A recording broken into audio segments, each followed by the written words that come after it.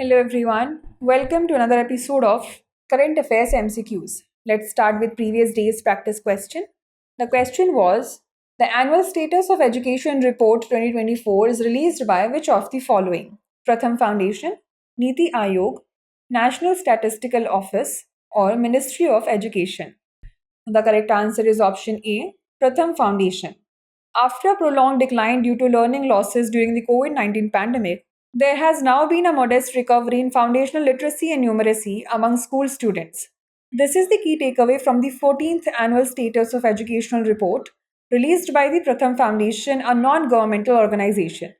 The ASER is an annual citizen led household survey that aims to understand whether children in rural India are enrolled in school and whether they are learning.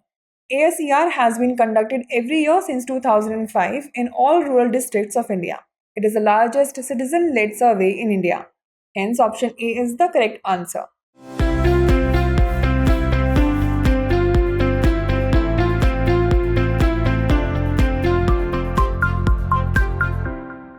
Let's begin today's session. The first question is consider the following statements regarding sovereign wealth fund. 1. It can only be owned by the central government. 2. It includes investments in foreign financial assets but not public pension funds owned by policyholders. 3. The International Finance Corporation laid down the characteristics of SWF and guidelines for their promotion in Palermo Principles 2008. How many of the statements given above is or are correct? Only one, only two, all three, none. The correct answer is option A, only one. A sovereign wealth fund is a government owned fund created from state surpluses, often from a variety of sources like natural resources, trade surpluses, or budget excesses. Santiago Principles 2008 defines SWFs as having three key characteristics. It is owned by the general government, which includes both central government and subnational governments. Hence, statement 1 is not correct. It includes investments in foreign financial assets. They invest for financial objectives.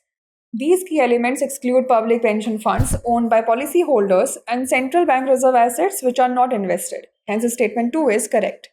Santiago Principles 2008 refers to a set of 24 voluntary guidelines that promote transparency, good governance, accountability, and prudent investment practices for sovereign wealth funds. These principles were established in 2008 by the International Forum of Sovereign Wealth Funds, a voluntary organization of global SWFs. Hence, statement 3 is not correct. Hence, option A is the correct answer. Next, regarding the writs, consider the following statements. 1. The Supreme Court under Article 32 can issue writs only for the enforcement of fundamental rights. 2. The High Courts under Article 226 can issue writs for the enforcement of fundamental rights and other legal rights. 3. The President under Article 32 can empower any other court to issue writs. How many of the statements given above is or are correct? Only one, only two, all three, none. The correct answer is option B, only two. A writ is a legal order issued by constitutional courts under Articles 32 and 226 of the Indian Constitution to protect citizens' rights. It is adopted from English prerogative writs. Authority to issue writs. Supreme Court under Article 32 can issue writs only for the enforcement of fundamental rights. Hence, statement 1 is correct. High Courts under Article 226 can issue writs for the enforcement of fundamental rights and other legal rights. Hence, statement 2 is correct. Before 1950, only the High Courts of Calcutta, Bombay, and Madras had the power to issue writs. Parliament under Article 32 can empower by law any other court to issue writs, but no such provision has been made yet. Hence, statement 3 is not correct. Hence, option B is the correct answer. Next, regarding Manas River, consider the following statements. 1. It is the longest river in Bhutan. 2. It is transboundary in the Himalayan foothills between southern Bhutan and India. Which of these statements given above is or are correct? 1 only, 2 only, both 1 and 2, neither 1 nor 2. The correct answer is option C, both 1 and 2. The Manas River basin is the largest in Bhutan, flowing north to south for 272 km in Bhutan and 104 km in Assam, before joining the Brahmaputra and eventually joining the Bay of Bengal. It is also the longest river in Bhutan, hence statement 1 is correct. It is transboundary in the Himalayan foothills between southern Bhutan and India, hence statement 2 is correct. Hence, option C is the correct answer. Next, Tarasa Bompoka and Kachal are islands associated with which of the following? Lakshadweep Islands, Andaman and Nicobar Islands, Sundarbans Delta, or Maldives Archipelago? The correct answer is option B, Andaman and Nicobar Islands. Terasa, Bompoka, and Kachal are islands located in the Nicobar Islands region of the Andaman and Nicobar Islands. Andaman and Nicobar Islands are situated about 1,300 kilometers southeast of the Indian mainland, providing India with a crucial forward presence in the Bay of Bengal and the Andaman Sea. The location allows India to monitor and potentially control key maritime choke points, particularly the Malacca Strait. Their location enables India to monitor naval activities, shipping, traffic, and potential security threats in the region, enhancing its maritime domain awareness. Hence, option B is the correct answer. Next, consider the following statements related to the Registrar General of India. 1. It oversees the demographic surveys of India. 2. It functions under the Ministry of Statistics and Program Implementation. Which of the following statements is or are correct? 1 only, 2 only, both 1 and 2, neither 1 nor 2. The correct answer is option A, 1 only.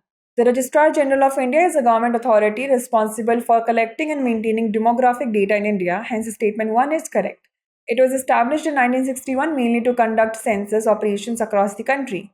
The RGI oversees vital statistics including births, deaths, and population data and also manages the National Population Register. It functions under the Ministry of Home Affairs, hence statement 2 is not correct. Hence, option A is the correct answer. Next, regarding the tokenization in digital payments, consider the following statements. 1. It substitutes actual card details with a unique code or token which acts as a secure identifier during the transactions. 2. It prevents merchants from storing sensitive card details and safeguarding customers' information in case of a security breach. Which of the statements given above is or are correct? 1 only, 2 only, both 1 and 2, neither 1 nor 2. The correct answer is option C, both 1 and 2. Card tokenization has become a significant technological advancement in India, enhancing security and customer convenience in digital payments. Tokenization substitutes actual card details with a unique code or token which acts as a secure identifier during transactions. Hence, statement 1 is correct. Types: device tokenization and card on file tokenization. Tokens prevent merchants from storing sensitive card details and safeguarding customers' information in case of a security breach. Hence, statement 2 is correct. Tokenization is expected to grow beyond e commerce into contactless payments, recurring transactions, and potentially UPI linked credit card payments. Hence, option C is the correct answer. Next, the term open market operations, often seen in the news, is best described as the buying and selling of government securities by the central government to smoothen the liquidity conditions and minimize its impact on the interest rate levels. The process of commercial banks lending money to the public at market determined interest rates. The government's direct intervention in foreign exchange markets to stabilize the currency. Or the process of banks maintaining reserves with the central bank as per statutory requirements. The correct answer is option A. Open market operations refers to the buying and selling of bonds issued by the government in the open market. OMO is one of the quantitative tools that the Reserve Bank of India uses to smoothen the liquidity conditions through the year and minimize its impact on the interest rate and inflation rate levels. Quantitative tools control the extent of the money supply by changing the cash reserve ratio, bank rate, or open market operations. Qualitative tools include persuasion by the central bank to make commercial banks discourage or encourage lending, which is done through moral suasion, margin requirement, etc. Hence, option A is the correct answer. Next, with reference to the laws governing domestic work in India, consider the following statements. 1. India has a dedicated central law that covers household work, workman, and workplace, which also defines domestic work. 2. The Code on Social Security implemented in 2020 grants benefits to domestic workers and is successfully implemented nationwide. 3. The Child Labour Act 1986 permits minors over 14 to work in homes, deeming them safe. However, in 2006, India banned minors under 14 from domestic work. Which of the statements given above is or are not correct? 1 and 2 only, 2 and 3 only, 1 and 3 only, or 1, 2 and 3? The correct answer is option A, 1 and 2 only. Laws related to domestic work in India. No dedicated central law. Domestic workers are excluded from mainstream labor laws as workman and workplace definitions do not cover household work. Often seen as unproductive women's labor. Hence, statement 1 is not correct. Weak legal protections.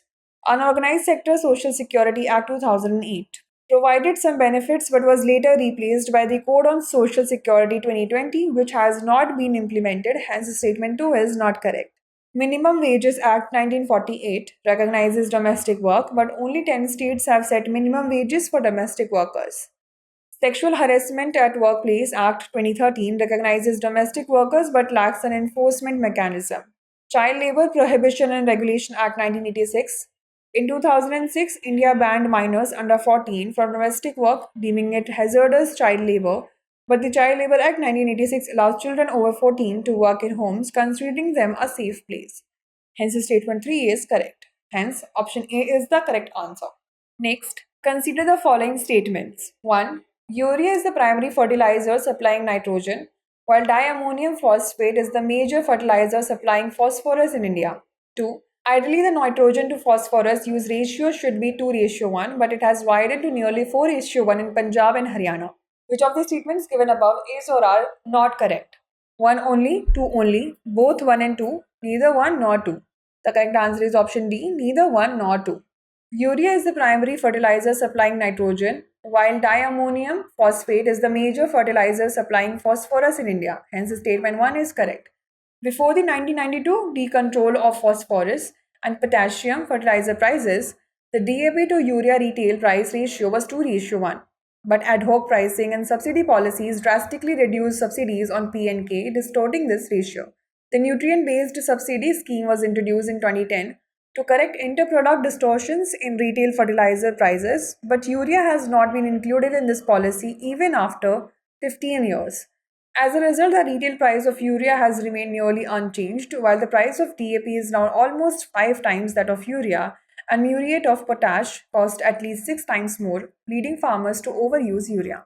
This price distortion has resulted in an imbalanced use of primary nutrients in most major states. Ideally, the nitrogen to phosphorus use ratio should be 2:1, but it has widened to nearly 4:1 in Punjab and Haryana. Hence, statement 2 is correct.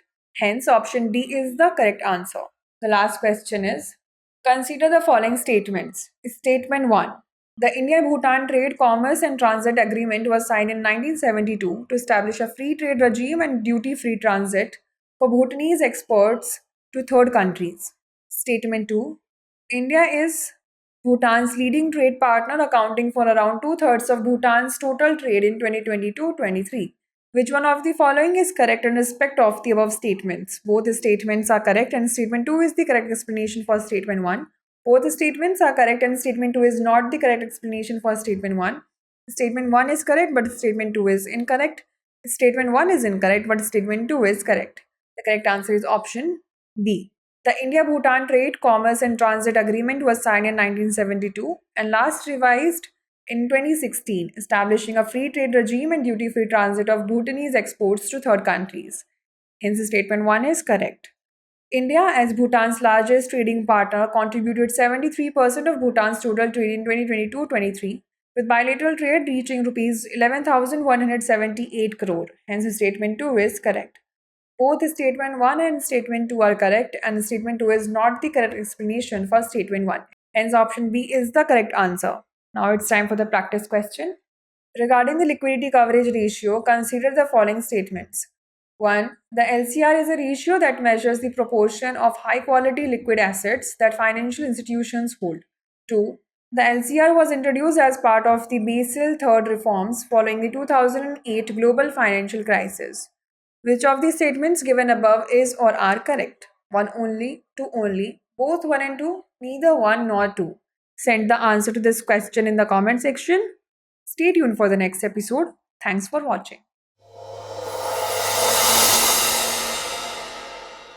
For more informative content, like, share and subscribe, and do not forget to press the bell icon to get the notifications.